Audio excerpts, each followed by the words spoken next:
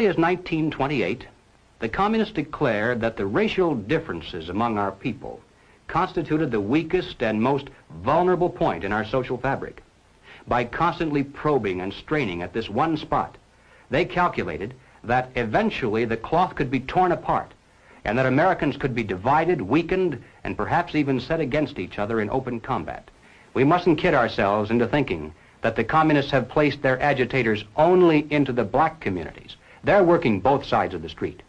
They want hatred, violence, and bloodshed between the races, and they don't care how they get it or whom they use, even children if necessary. Here is a book that I think ought to be in every home library.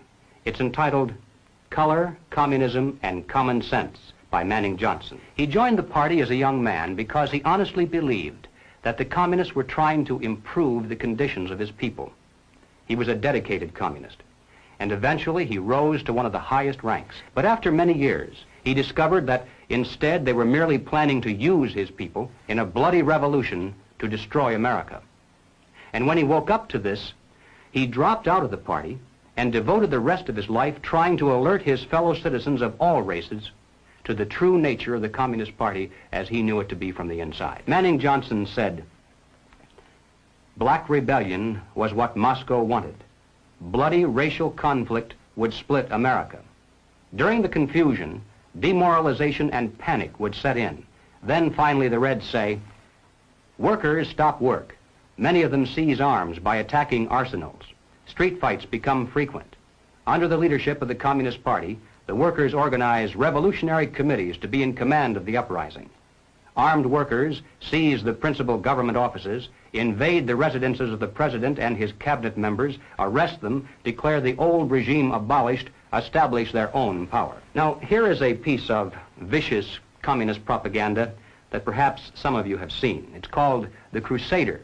It's written by Robert F. Williams, one of the organizers of the Revolutionary Action Movement. In this issue of The Crusader, the communists call not only for extensive chaos within the cities, but for putting to the torch every village, every forest, every field, and every barn.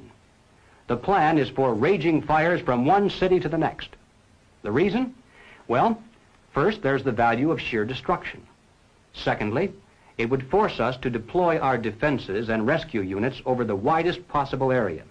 The communists point out that as long as our police and National Guard remain concentrated, they're invincible.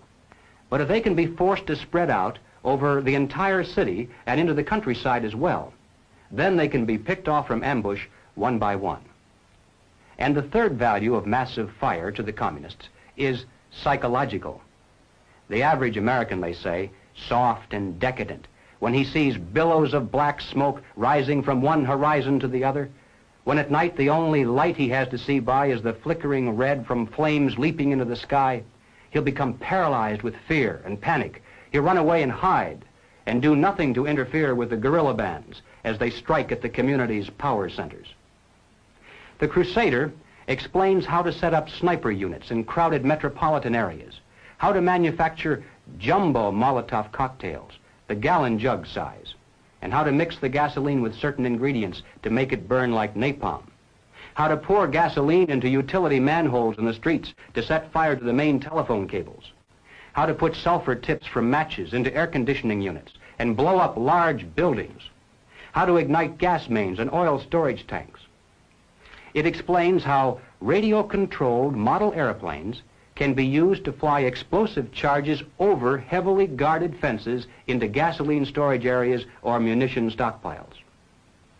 It even calls for infiltration into the National Guard units, revolutionaries posing as non-militants for the purpose of getting free military training and for gaining access to critical military supplies and heavy weapons. And then, finally, Robert Williams says this: any all-out minority revolution must create a state of crisis wherein almost all of the male population would be forced to remain in their homes to protect their property and families. The middle class is very large, but it is not accustomed to deprivation and terror. Because of its affluence, it has waxed soft. It has no stomach for massive fire, blood, and violence. The motive force behind its life drive is its endless pursuit of prestige, conspicuous consumption, and sensual pleasure. A few years of violent, sporadic, and highly destructive uprisings will set the stage for the grand finale. After the stage is properly set through protracted struggle, America could be brought to her knees in 90 days of highly organized, fierce fighting, sabotage, and massive firestorm. Ladies and gentlemen, the plans and preparations for a communist revolution of force and violence are far advanced. The organization behind these preparations has almost unlimited financial resources, and it provides both training and leadership based upon years of experience in many other countries.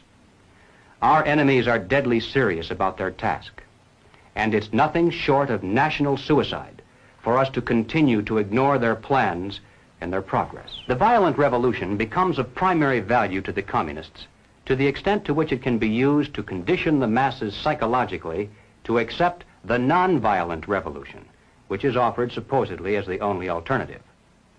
Hoping to avoid further violence and bloodshed, the public is to be pressured into accepting measures that will move the country gradually and legally toward communism, but without calling it that. The strategy of the proletarian revolution calls for the quiet conversion of our government into a communist regime, but under the banner of socialism. Well, what is socialism? All right, let's define it. According to the dictionary, socialism is a political concept based upon the principle of government ownership and control of property, the means of production, and the avenues of commerce. Under socialism, those who run the government, and the communists are confident that in America they eventually will be the ones who do so, those who run the government will know who is to get something and who has to wait, and that represents control over human beings. What has all this to do with the communist revolution in America? Well, ladies and gentlemen, it has everything to do with it, because the building of socialism is the communist revolution in America. It represents the process whereby our country can be moved gradually toward communism without the people even being aware of it. No matter what grievance we may have, real or imagined, no matter what national problems we may face, the communists seize upon these as excuses to build socialism. They have one and only one solution for all problems: more government, and then more and more until it's total government. And forgive me for saying it one more time, total government is communism.